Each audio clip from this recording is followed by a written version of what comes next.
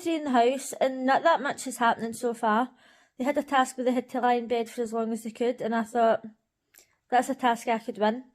The prize wasn't exactly overwhelming. A basic cocktail party they made out as if it was going to be something good. Now, if it was going to be money, I'd have stayed in there for as long as possible, and if I had to pee, I'd have bloody well peed in a basin or something. I've got no shame whatsoever. When Big Brother offered Jenkin to get his clothes back, I would have got out the bed as well, because I think that he's having a hard time and I actually feel bad for him. Frida was asking Hayley about her sexuality and about being trans, and if she started dating a man, would that make the man gay? And Hayley was obviously getting a little bit annoyed about it, but she did say that she was in the house to educate people and she was willing to answer any questions. And Frida's obviously never met a trans person before. Like, I've got a friend who was born in Scotland, but she's Indian and her family's Indian, and I'm always asking her questions. Like, I must do nothing. I'm just interested to learn about different cultures and stuff like that. And I probably come across as being quite offensive sometimes, but I'm just such an open person.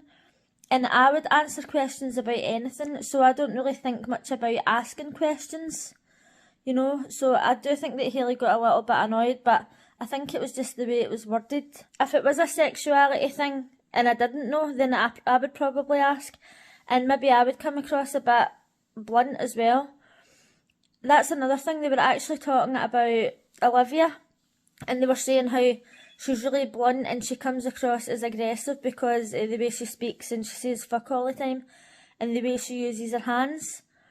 Because she was telling Yinrun to stop apologising, and she's like, oh, you don't need to apologise, blah blah blah, you don't need to fucking apologise.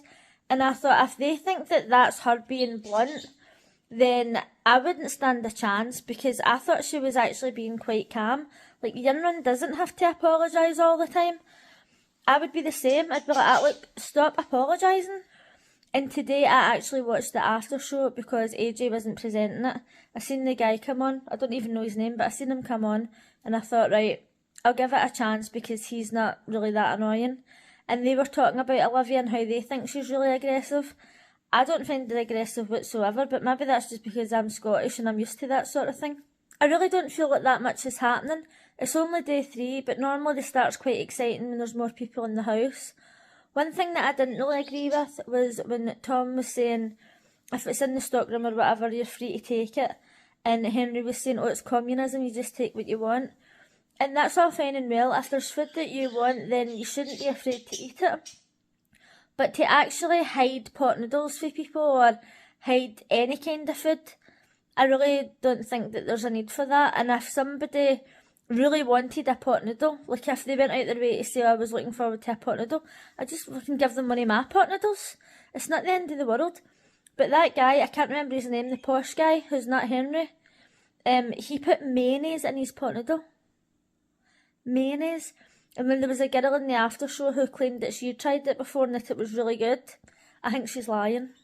In the after show, they were also discussing who they think is going to be up for nomination, and quite a lot of them think that Chanel and Tom's going to be up. I actually kind of hope that Chanel's up, because she's just a waste of space in that house. She doesn't do anything, and the only thing that I remember her doing is moaning to Tom about putting her in the line at the end, and just moaning basically. But I don't really know who's going to go up. I think there's nobody in the house that I love that I would really love to keep in. I quite like Jenkin. That's about it. Obviously, Olivia's immune at the moment. But let me know in the comments who you think should be up for nomination. If you're interested in Big Brother UK and you would like to discuss it, give me a follow.